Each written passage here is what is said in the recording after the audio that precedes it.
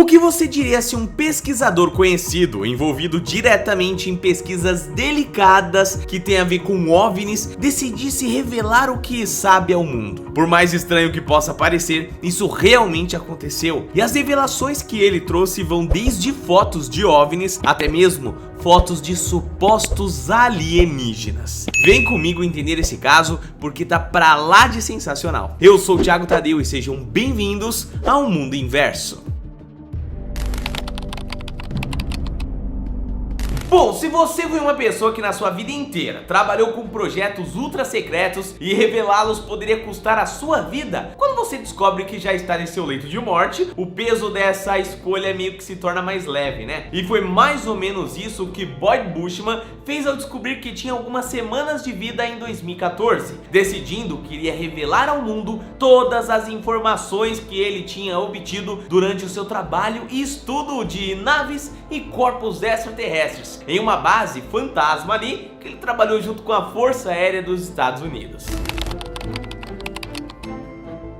Essas revelações trazidas por Boyd Bushman foram feitas durante um depoimento que ele deu para um jornalista, responsável por criar a matéria que divulgaria a sua história e informações também. Nesse depoimento, Bushman afirmou que ele foi um importante pesquisador para uma empresa aeroespacial particular, conhecida como Lockheed Martin. De acordo com ele, durante os primeiros 5 anos atuando na empresa, ele trabalhou em setores mais comuns ali, onde ele era constantemente questionado sobre diversas coisas pelos seus supervisores. O que depois ele chegou à conclusão que foi uma espécie de teste para saber se ele teria condições de atuar nas áreas mais secretas da empresa. Em seu depoimento, ele contou que todo mundo mudou, isso no dia que ele recebeu uma promoção de pesquisador, aonde foi encaminhado para um outro prédio no pátio da empresa, aonde ele nunca tinha ido até então. Ao contrário dos demais, aquela era uma construção muito pequena, mas que ele veio a descobrir depois que era a maior do complexo, mas que a sua presença estava principalmente no subsolo. A construção era meio que um prédio de fachada que nos seus 5 andares se localizava a administração da empresa, mas que no seu subsolo estavam escondidos os verdadeiros projetos que ele buscava explorar ali e replicar. No caso, eu tô falando de OVNIs e supostos corpos de alienígenas que teriam sido recolhidos pela Força Aérea dos Estados Unidos, que contratou a empresa terceirizada Lockheed para realizar estudos buscando compreender o funcionamento dos equipamentos e do organismo desses seres, que foram, claro, recolhidos ali no planeta inteiro. Então vale salientar aqui que essa não seria apenas uma base de estudo para acontecimentos lá dentro dos Estados Unidos, mas sim situações que os Estados Unidos, teoricamente lá, né, supostamente estão envolvidos em outros lugares do mundo. Depois de algum tempo trabalhando no setor secreto da Lockheed, Bushman se demonstrou muito habilidoso no serviço, o que lhe rendeu uma segunda promoção incentivada por agentes do governo que acessaram seus relatórios de pesquisa. Basicamente era um funcionário muito bom, fazia o trabalho muito bem, lidava com a questão de ser super secreto ali numa boa, era hora de elevar o nível, né? Assim ele foi convocado para atuar dentro da própria Área 51, onde ele afirma ter tido contato com diversos tipos diferentes de espécies extraterrestres, como uma coletânea de naves e também equipamentos tecnológicos que foram coletados pela própria Força Aérea dos Estados Unidos durante décadas. Bushman também revelou sobre um protocolo que eles tinham que investigar qualquer possível caso de aparecimento de OVNIs pelo país, onde eles normalmente eram disfarçados de pessoas curiosas ou até mesmo jornalistas para obter informações do público, sem, claro, deixar eles saberem que era o próprio governo estudando esses casos. Eu já comentei isso aqui várias vezes no canal, né? Mas para quem tá me conhecendo por meio desse vídeo aqui, vale aquela recapitulada rápida. A ideia das Forças Armadas dos Estados Unidos enviar agentes disfarçados para impedir que o público saiba que o governo estava trabalhando em um caso assim, não é muito nova não, viu? É muito antiga, na verdade. E isso vem também de uma campanha das autoridades dos Estados Unidos em tentar impedir que a população tivesse conhecimento de supostas criaturas extraterrestres vivendo entre nós. Provavelmente pelo medo de que a comoção ali causada, né, por essa revelação pudesse levar a nossa espécie a, bom, períodos turbulentos, uma espécie de colapso eminente, por não sabermos o que essas criaturas são, o que elas podem fazer e quem elas são de fato. fatos, né? Ou seja, podem estar até convivendo com nós e a gente não sabe. Inclusive, o próprio filme MIB, Homens de Preto, se você já assistiu, você sabe do que eu tô falando, ele vem meio que retratando uma história muito parecida com isso, né? Com pessoas ali que são... Só que no caso eles têm um equipamentozinho que a gente não sabe se é real ou não, de apagar a memória ali. Mas vai saber, né, meus queridos? Bom, porém, depois que me ocorreu o vazamento daquele vídeo de um piloto da Força Aérea ali comendo uma porreira para um OVNI e depois foi confirmado oficialmente por um membro do Pentágono, aí essa estratégia do Congresso dos Estados Unidos meio que mudou completamente. Eles tiveram que vir a público e falar que realmente tem alguns casos de OVNIs que não possuem explicação e nenhum país aparentemente está envolvido. Agora, eles não apenas estão dispostos a assumir a presença de forças ali extraterrestres desconhecidas, né? Como também estão trabalhando ativamente para que a exposição das informações a respeito se torne algo mais segura de ser realizada por aqueles que carregam os segredos importantes, mas que possuem medo ou então estão sendo coagidos ali a manter segredos. Ou seja, meus queridos, é como eu gosto sempre de reforçar para vocês. É claro que se ele diz que trabalhou por tanto tempo assim nessas operações secretas, Boyd certamente teria em sua posse pelo menos uma prova do que teria essas supostas pesquisas, né? Bom, e no seu caso ele tem várias, pelo menos é o que alega ao apresentar uma coletânea de imagens que ele diz que foram tiradas por ele mesmo. Boyd dizia que ele era a autoridade a fotografar no local, porém a câmera e qualquer imagem precisavam ficar por lá. Mas ele contou que sempre iria trabalhar na sala escura, onde não havia câmeras de segurança, e ele sempre removia um pedaço ali com as 3 últimas fotos, onde escondia e levava para sua casa. E claro, depois revelava, né? Só que isso não traz tanta segurança assim pro seu caso, uma vez que hoje em dia nós estamos vivendo a era da deepfake, onde conseguimos fazer vídeos editados de uma maneira extremamente convincente, família. Algo que é elevado à enésima potência quando estamos falando ali de falsificação de imagens.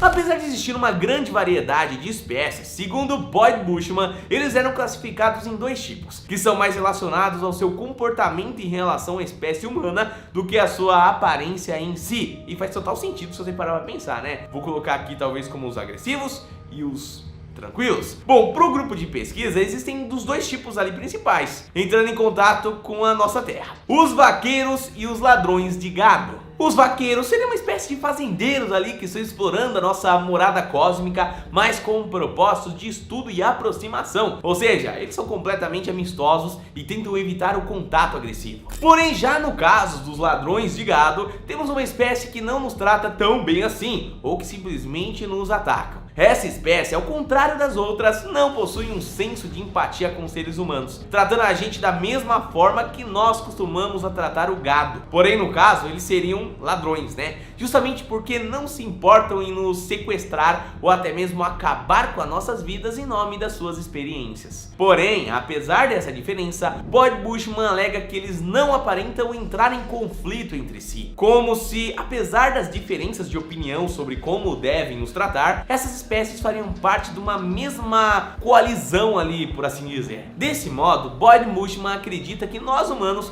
podemos ser uma espécie muito nova em todo o contexto intergaláctico, onde esses seres nos observam e aguardam o desenvolvimento e a maturidade da nossa espécie para que um contato ali mais amplo possa ser realizado de fato. A gente tá muito Neandertal nessa parada, por mais que, vamos lá, vamos entrar num assunto muito sério aqui, tá? Por mais que eu fale pra vocês sobre OVNIs, a enxurrada de comentários de gente que fala que eu tô ficando maluco por trazer esse conteúdo pro canal é absurda. Tem também a outra parte da galera que fala assim: pô, Thiago, gostei. Inclusive, deixa a sua opinião se você gosta ou não aqui nos comentários, tá? Mas é muita gente que não apoia esse meu trabalho aqui. Então você imagina, eles vendo, observando tudo isso, o que eles vão fazer? Eles vão falar: não, cara, você é doido que eu vou me aproximar de uma galera Neandertal desse jeito? Que sabe que dá pra cozinhar a carne, mas nem sabe como fazer o fogo? É mais ou menos isso. Bom, família, vale salientar aqui que quem sabe eles estão até vendo se a gente vai se extinguir ou não com esse lance todo de guerra e tudo mais, né? Tá partindo ali do ponto de vista de monitoramento mesmo, principalmente depois que nós aprendemos a construir as famosas armas nucleares, né? Que podem até representar uma ameaça de grande magnitude para espécies próximas. Família, se um país muito poderoso tiveram a coragem de bombardear a própria espécie e acabando com os civis, causando mais de 100 mil mortes aí, imagina só o que eles não fariam então com um planeta estrangeiro que não possui um ser humano sequer. Estamos falando aqui de todas as nações do planeta se unirem para a construção de foguetes interplanetários para arremessar uma frota de explosivos nucleares capaz de extinguir qualquer espécie inteligente no planeta que acertar, né? É possível que esse tipo de armamento esteja até mesmo banido de ser utilizado na galáxia, o que faria de nós potenciais criminosos. Só que a gente tá falando de uma lei intergaláctica que envolve a galáxia, enfim, e a gente não lida nem com as nossas próprias leis. Estamos ali furando farol vermelho e estacionando em vaga proibida, né? Bom, família, não tem como a gente saber com certeza, até que um deles venha nos contar pessoalmente, né? Porém, no caso de Boyd, em sua entrevista podemos ver que ele claramente acredita nas próprias afirmações a respeito da sua vida na Área 51. E isso pode significar duas coisas. Ou estamos falando aí de alguém com algum transtorno dissociativo, que faz ele realmente imaginar que viveu essas experiências, apesar de ter tirado fotos da internet. Ou Boyd teria sido manipulado pela Força Aérea, que misturou OVNIs verdadeiros com algumas falsificações para que seus pesquisadores não soubessem diferenciar os casos verdadeiros dos falsos. E bom, acabem como Boyd, né? Trazendo algumas imagens ali que acabem fazendo com que a sua história perca a credibilidade. Essa seria uma maneira bem inteligente de lidar com os vazamentos e definitivamente não seria a primeira vez que grandes potências fariam isso, não é mesmo? Após realizar a sua famosa entrevista em 2014, Boyd viveu por mais 39 dias até falecer. Bom, apesar de serem imagens bem reveladoras, Bushman é conhecido por ser um notório criativo que explora todas as opções possíveis na hora de arrecadar dinheiro, sendo responsável por mais de 25 patentes registradas em seu nome no seu tempo de vida. Ou seja, essa história toda pode ser apenas uma grande última jogada de marketing para que Boyd possa se tornar uma pessoa notória relembrada por anos por vir. Como eu tô fazendo nesse exato momento um vídeo contando sobre a história que, ele passou ali. O que não colabora muito com o seu caso é que algumas das supostas imagens retiradas por ele, que seriam ali uma espécie de vazamento inédito, já estão disponíveis na internet desde 1997. Eu tô falando principalmente das supostas fotos em que temos a autópsia acontecendo. Eu não posso mostrar aqui, obviamente, né? Mas enfim, onde podemos ver claramente que ela na realidade fotografias tiradas de um boneco. Família, são coisas complexas, tá? Bom, você com certeza fica com uma pulga atrás da orelha quando vê algumas fotos dessas por aí, né?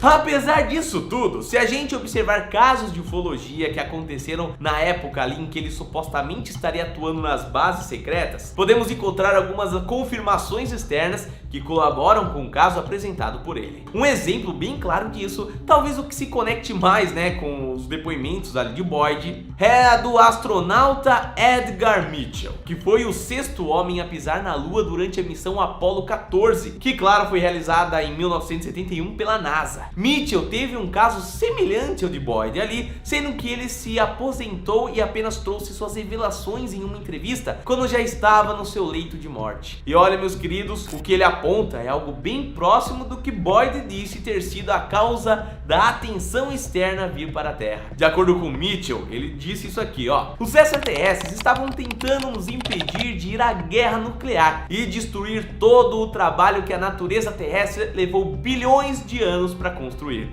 O astronauta ainda continua dizendo que teve acesso a diversos documentos e registros de contatos com OVNIs, onde militares que estavam ali responsáveis por armamentos nucleares alegam ter avistado as naves momentos antes dos seus equipamentos pararem de funcionar. E isso forçava eles a realizarem manutenções constantemente. Porém, uma vez ou outra, os estragos causados por pulsos eletromagnéticos eram muito grandes e as ogivas eram simplesmente desativadas para sempre. Ou seja, essas espécies podem ter vindo para o planeta depois que os testes nucleares passaram a ser realizados. E isso explicaria porque no passado a quantidade de avistamentos eram bem menores. Poderiam ser ali apenas passageiros curiosos. E depois de um tempo, passou-se a impedir que a humanidade destruísse tudo, né? Bom, depois da era nuclear, a nossa espécie pode ter se tornado uma ameaça iminente. E só nos resta saber aonde é que a gente vai chegar. E eu espero